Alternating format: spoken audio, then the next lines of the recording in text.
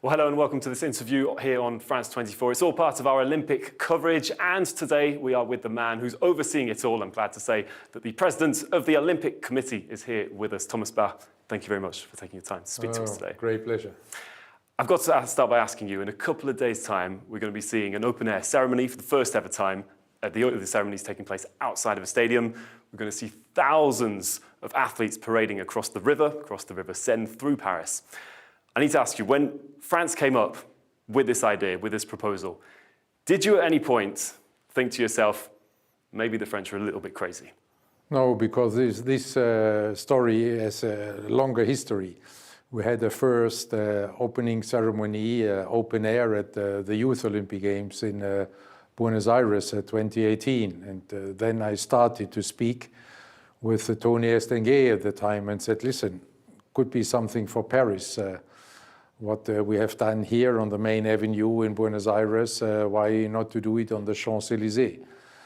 And then he was a little bit hesitant for good reasons, because I need to discuss with the authorities. And then one day he came back and said, you know, I have good news for you and I have bad news for you. This was about 1.5 years later. And then he said, the good news is we will have it open air. And I said, what is the bad news? And he said, it will not be on the Champs-Élysées. And then I said, where will it be? And then he said, on the River Seine. And I said, brilliant, much better than on the Champs-Élysées. So I was excited then about this opening ceremony on the river in the heart of Paris from the very beginning, because for the athletes it will be goosebumps moments which they will never forget in their life. Well, this is what I want to ask you, because you're a former athlete, of course, former fencer. You come here as the president of the IOC, but as an athlete, what do these times right now, in the days leading up to that grand opening, what does that feel like as an athlete? No, as an athlete, now you try to get in the tunnel, or others are saying in the bubble. You're concentrating fully on the competition. You are playing with the different situations which may arise and how to address them. You prepare for the life in the village and what it means for you. Our coach at the time said before we left then for the Olympic Games, he said, now we have discussed all the problems which may arise.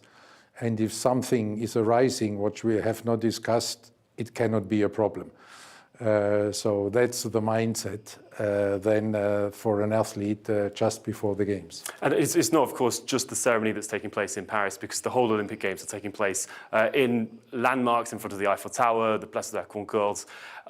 Of course, the big challenge of this, and we've talked about it a lot, is the security. There's 45,000 police officers, security personnel, but also the army that's going to be part of just reassuring and making sure that they're controlling the crowds.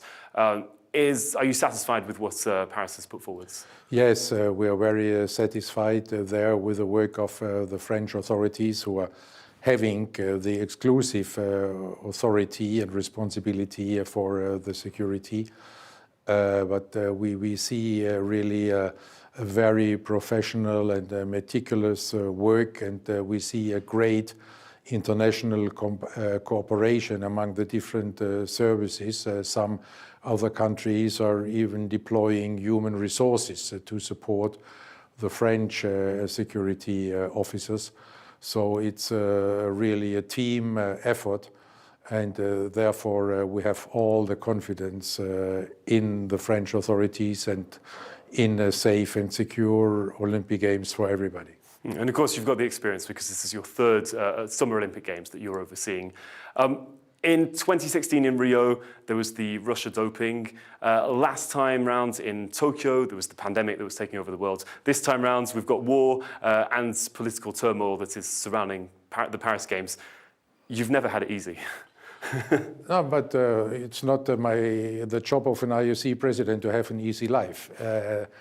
It's the task of an IOC president to organize the best possible Olympic Games for the athletes.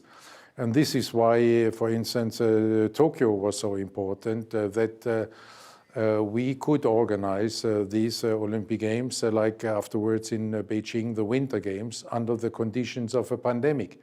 Because otherwise we would have lost a whole generation of athletes. And therefore, it's not our task, to cancel Olympic Games. It's our task to organize Olympic Games for the athletes. And here in Paris, we will now have the public back.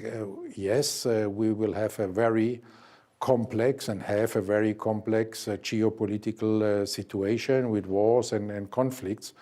But in such times, the Olympic Games and the values and the mission of the Olympic Games is maybe more important than ever.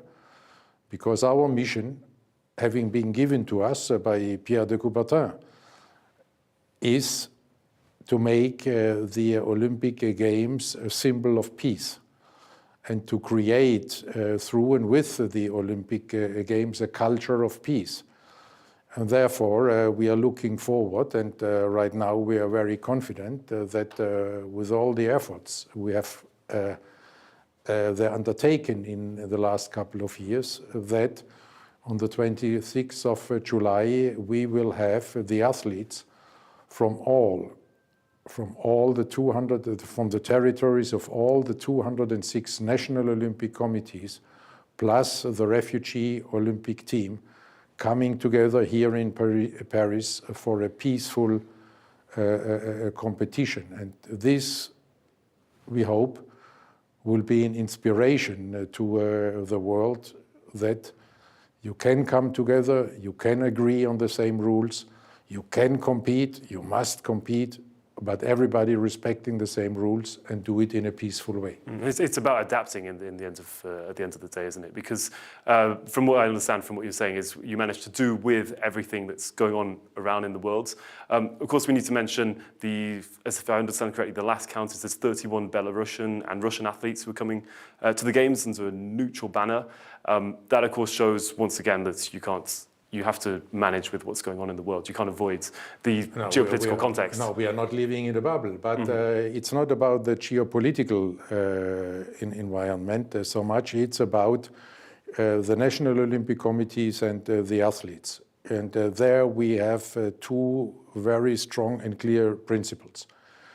The one is never sanction athletes for actions of their governments if they are not part of it or if they do not support it.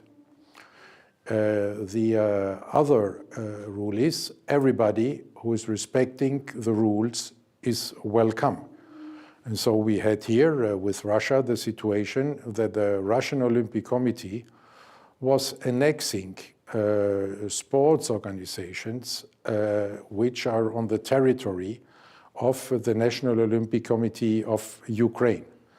So we had to take sanctions because of this violation of the Olympic Charter by the Russian Olympic Committee.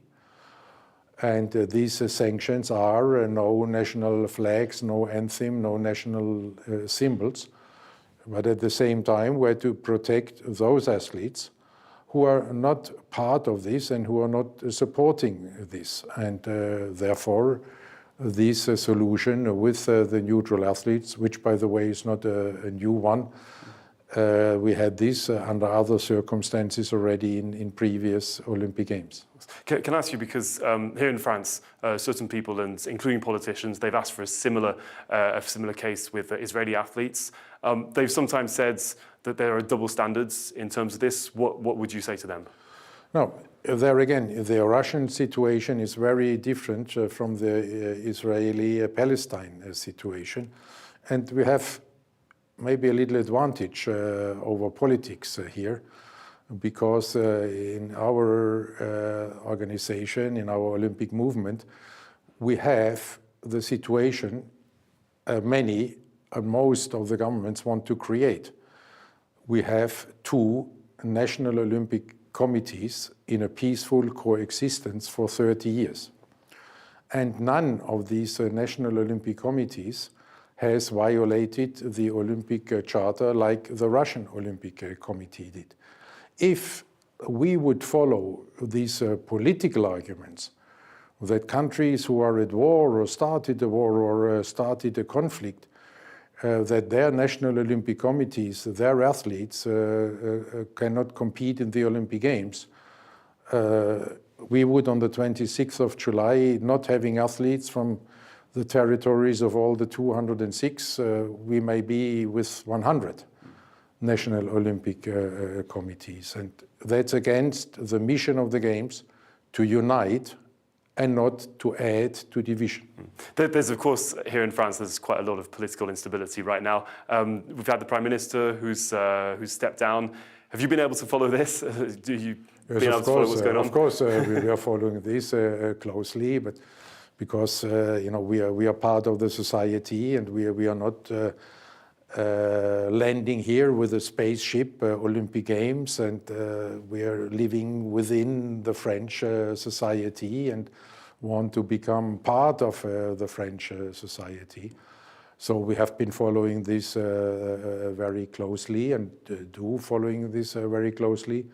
But we are there, very confident for two reasons. Again, because there is a very broad political support across the parties for the Olympic Games. And secondly, we are now in an operational mode. So we do not need big political decisions anymore. Now security has to deliver, and there we have the préfet de police, and we have other public officials who are doing a great job, and therefore we are watching, but we are calm. Okay, well, there is also some good news in all of this. We've seen the mayor of Paris dive into the river, go for a swim in the River Seine. That happens just this week. All this happens thanks to the Olympics. Now, this will be one of the great legacies of the Olympics, that the Parisians then can, after 100 years, swim in the Seine again, that they will have recreation areas on the banks of the River Seine, as we see it already now in the Olympic Village, which will lead by example also in this regard. There are many other legacies. It will be the most sustainable Olympic Games ever.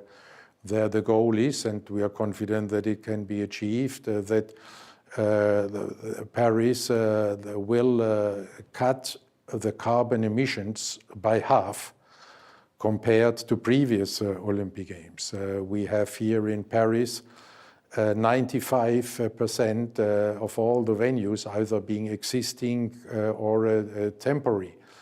We have all the Olympic venues powered by renewable energy. And all this is reflecting our Olympic agenda reforms, which we have undertaken by the IOC, and therefore we are so happy that Paris will be the first Olympic Games fully aligned with these Olympic agenda reforms from the stadium of the planning to the delivery. Can I ask you, because there's a lot of Parisians who have already left the city, they fear what they see as chaos here. Do you have a message for them right now? You will regret it. All right, Thomas Bach, thank you very much for taking the time to speak to us. Thank you. Make sure to follow all of our coverage here on France 24 throughout the next few weeks for all the coverage on the Summer Olympic Games here on France 24.